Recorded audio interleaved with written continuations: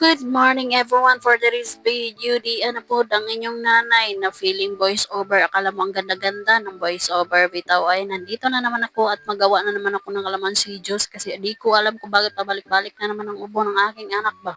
For today's morning, adi in my life bilang nanay, no, dito na naman ang ganap natin sa umaga, o diba? For the go, habang ako'y nagpipiga dito ng kalamansi, kailangan ko munang kunin ang buto. Kailangan ko siyempre, lagyan ko na ng ano dito, ng honey to para man painom ang aking anak. Diyos ko po, paano? Di mawawala ang ubo kung hindi mo na kailangan painumin. Charot dito.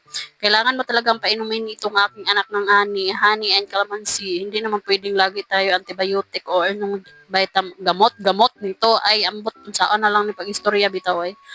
Ganito lang talaga ang ginagawa ko, no. Alam niyo, pabalik-balik na talaga tong ubo niya. Kailangan ko na talagang ikalamansi. Kaya hindi naman sanay talaga itong puro gamot na laang. O diba, for the go, ito talaga ang ganap ng nanay niyo. Pero 3 kalamansi lang nilagay ko. At itong ganap niya, o diba, for the go, kumakain ng tagal-tagal kumain. Kaya pinapainom ko muna siya habang kumakain dito para hindi naman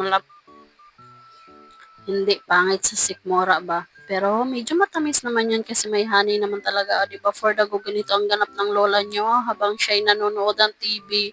Ambot lang ani kung unsa na po ang moda anis kinabuhi og maukaman kaon nigilisa na nako ni Shinday kay siyempre tapos naman ang ligo di na nako nakuha ng video kanina, no. Kaya for the go, ganito ang ganap ng lola mo. Ada po for the bihis na talaga kasi lapit ng alas 9. Medyo ulan-ulan talaga ngayon, ano, mahirap talaga mag-voice over kung di ka makakonsentrate kung anong tama ang paglagay mo sa pag-voice over mo, no? O di ba, for the go, natapos ko na talaga lahat itong papagawa sa aking anak, ano ba, moral lakas-lakas talaga ang ulan, di maintindihan ang ating salita dito. Ang kaganapan nga ngayong umaga ay di siyempre Martes ngayon or the video for the na September 16, no? Di ba, for the go, o ganito ang ganap ng lola nyo, kailangan talaga natin mabilis ang paggalaw sa ating mga anak, o di ba? Ako talaga ay nabuburait na di ko nga alam, araw-araw na lang talaga tong aking anak wala sa mood sa eskwelahan. Ambot niya ning bataan niya, naunsa naman tao ni oy. Maayor magid taon ni sa unang taon, masarap-sarap ang ano, pero pagkatagalan Diyos ko, ang pagmatagal ay nag-iinarte na sa loob ng eskwelahan. Hindi ko talaga anong dapat gawin ko dito. Kahit gabi na ka maoy ito doon sa loob ng eskwelahan, ambot laang, ay ako'y naiimbernan talaga. Hindi ko alam kung anong dapat kong gawin dito sa aking anak. Ang ganda-ganda pa naman ng mood dito pag umaga, pagdating sa eskwelahan ay lahat naman ng kanyang kaartihan na.